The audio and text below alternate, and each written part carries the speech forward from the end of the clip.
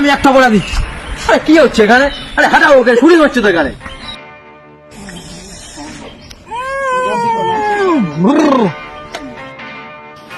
হ্যাঁ আমি একটা বলে দিই।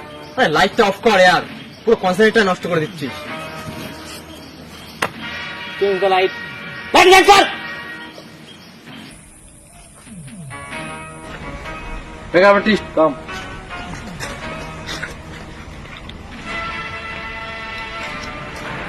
Get lost.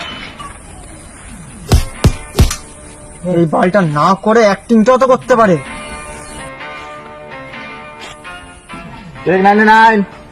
হ্যাঁ আমি একটা সাইলেন্স। এই বোমটা আমার মুখে দাও। এটা সার্কাস হচ্ছে না শুটিং হচ্ছে? Who the hell is laughing here? কে রে বাড়া হাসলে মানে? মার বুকাচ্ছ তাকে। এই তুই আসলি? তুই আসলি না? হ্যাঁ স্যার সরি। সরি মানে এখানে কি সার্কাস চলছে নাকি যে তুই হাসছিস? না কেন মানে স্যার আপনি ওই বোকাচোদাকে এত ভালো করে বোঝাচ্ছেন, আমরা এত বুঝতে পারছি কিন্তু ও বুঝতে পারছে না, ওই জন্যই। মানে তুই কি বলতে চাচ্ছিস? ও এতটাই বোকাচোদা যে তোরা পুরোটা বুঝে গেলি আর ও বুঝতে পারলো না? মানে তুই পুরো ডায়লগটা শুরু থেকে শেষ অব্দি পুরো বুঝে গেছিস? হ্যাঁ স্যার। তোর ক্ষমতা যদি ক্যামেরার সামনে গিয়ে করবি? হ্যাঁ পারবো, কিন্তু উনি যদি অসন্তুষ্ট হন। ও গেল গান মারাতে, তোর দেখি পদে কত দম টক করবি ক্যামেরার সামনে। হ্যাঁ হ্যাঁ আমি একটা অপরাধী, সমাজের বুকে আমি একটা কলঙ্ক। আমি জানি তুমি আমার ছায়া দেখেও ঘেন্না করো, কিন্তু কোনো মানুষ তার মায়ের গর্ভ থেকে বেরিয়ে খারাপ হয় না।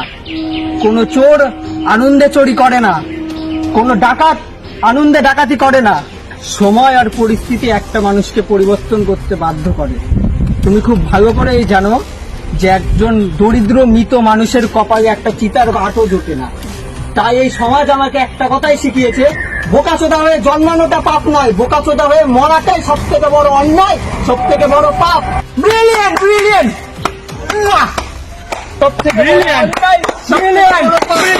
সব থেকে বড় অন্যায়, সব থেকে বড় পাপ। ঠিক আছে আমাদের ভবিষ্যতে হিরো আলম চোদন রে, আমরা সন্ধান করেছি, আমরা হাতে বুকে পাগল, আমরা সন্ধান করেছি লাড়ু, আমরা খুঁজেছি, আমরা জানি তুই পারবি।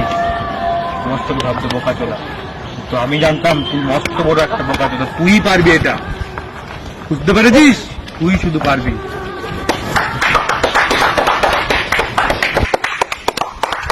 চলো।